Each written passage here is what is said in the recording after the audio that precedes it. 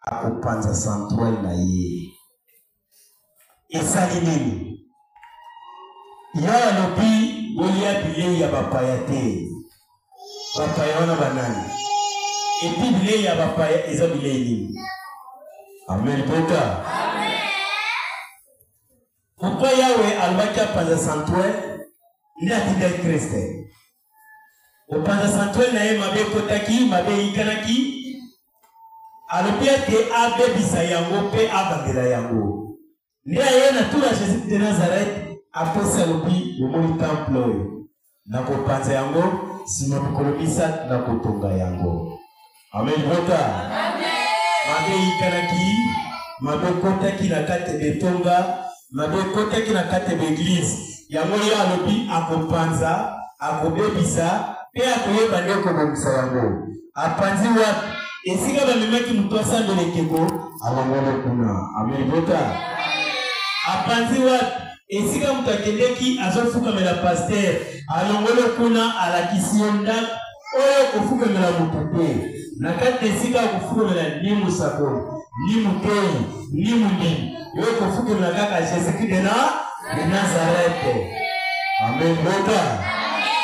Na wapanzi santuari na boyebi na ye, pe na mayele na ye, kaka mutu na mayele pe na bososoli, akososola akokomprendre ke Yahweh apanzi santuari na ye. Amen vota. Amen. Vota amen. Amen. Alobi bokolia bilei ya bapaya te. Bilei nini? Lokuta. Amen vota. Amen. Oyo balobi bato batambolaki na molili bamoni pole.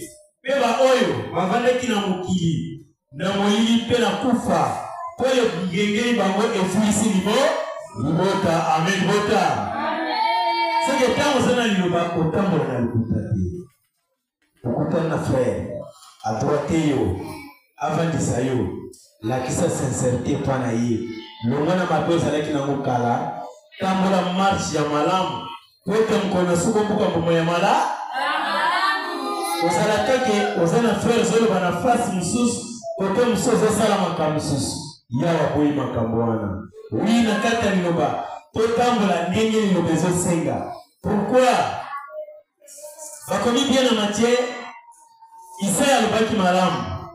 Batoyo mitema na bango ezali mosika. Mebibebu na bango eza pre na Nzambe.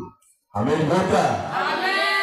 Pourquoi bakomaki bongo na Matthieu bakini mbangu balobi bazosambela Nzambe okosutuka bazana basinga, bazana bakisi, bazana baloge na ndaku, bazana mutema mabe na ndaku, bayoka na kate na kati na mabota, bazana tribalisme vandi kati na bango. Akomona mutu yoza mutu wapi? Yo mutu na mbele oza ndeko nanga. Liloba aye abuki batribi. Liloba aye abuki makambo ezotalisama ya bandambu. Liloba aye kosalisa biso tozala libota moko. Amen vota. Babarde bakokata te barde zali.